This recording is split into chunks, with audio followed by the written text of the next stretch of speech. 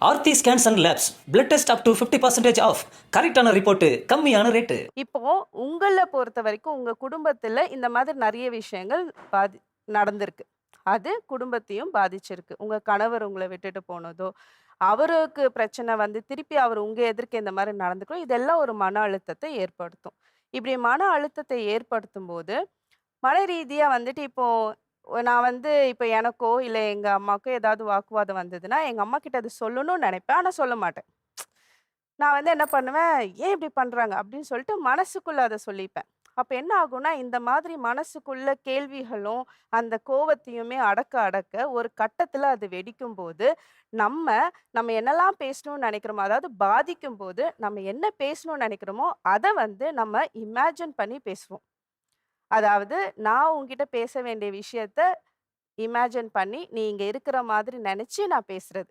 அதாவது எங்க அம்மாகிட்ட சொல்லணும்னு நெனச்சத, எங்க அம்மா இல்லாத ப தருணத்தில, எங்க அம்மா இருக்கிற மாதிரி நெனச்சு, நான் அத மனசு விட்டு வெடிக்கிறது.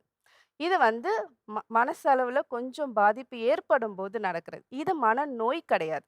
மன அழுத்தத்தினால நம்மளுடைய எண்ண அலைகள்ல சில மாற்றங்கள் ஏற்படுறது. சரிங்களா? நீங்க இந்த விஷயத்துல இவர் வந்து ரிலீஃப் ஆயிட்டாரு அப்படின்றது உங்களுடைய நம்பிக்கை. இருந்தாலும் அவர பொறுத்தவரைக்கும் அவருடைய அந்த மன அழுத்தம், அவருடைய பாதிப்புகள், அப்பா இந்த மாரி போன பாதிப்புகள், இன்னொன்னு அவங்க கணவருக்கும் அது இருக்கிறதுனால ஜெனடிக்கா அது இவருக்கு வரதுக்கு வாய்ப்புகள் ஜாஸ்தி. ஸோ இத ஒரு தடவ நீங்க கிளினிக்கலாவும், அதாவது மெடிக்கலாவும் நீங்க என்ன ஏதுன்னு பார்த்துக்கோங்க. சரிங்களா? அது என்னுடைய வேண்டுகோள். ஏன்னா, ஒரு நம்பிக்கையிலேருந்து நம்ம வெளிய வந்துட்டோம், சரியாயிட்டோம்.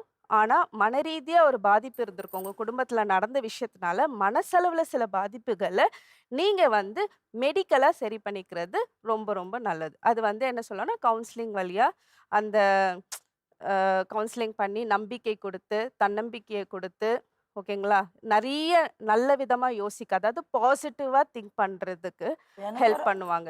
அதாவது உங்களுடைய யோசனை திறன், நீங்க யோசிக்கிற விதத்த மாத்துறது.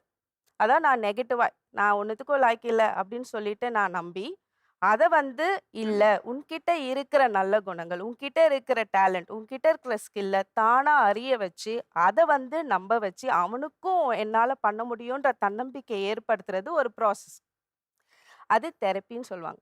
அதுல நெறைய தெரப்பீஸ் இருக்கு. உட்கார்ந்து பேசுற தெரப்பி இருக்கு. மெடிடேஷன் தெரப்பீஸ்ன்னு இருக்கு. அது இல்லாம ஆ ஒவ்வொரு எண்ணத்தையும், அதான் நீங்க யோசிக்கிற விதத்த ஒண்ணொண்ணுத்தையும் எழுதி, அத வந்து பிரேக் பண்ணி அதுல சில கேள்விகள் கேட்கும்போது, உங்களை நீங்களே ஆராய்ஞ்சு, உங்களுடைய எண்ணத்த நீங்க ஆராய்ஞ்சு, உங்களுடைய அந்த நெகட்டிவ் தாட்ஸ வெளிய நீங்களே கொண்டு வர வச்சு, பாசிட்டிவ் தாட்ஸ ரீகன்ஸ்ட்ரக்ட் பண்றது. அதாவது ஒரு கோடு போட்டிருக்கீங்க.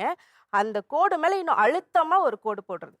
அதாவது ஒரு கன்டினியூவஸா டாக் தெரப்பி அந்த மாதிரிலாம் இருக்கு. மனசு விட்டு பேசி அந்த எண்ண அலைகள்ல உங்களுடைய நீங்க யோசிக்கிற விதத்தையுமே அத வந்து பாசிட்டிவா மாத்துறதுன்ற ஒரு தெரப்பி இருக்கு. அந்த மாதிரி நீங்க போனீங்கன்னா, அதாவது சிபிடி தெரப்பின்னு சொல்லுவாங்க அது.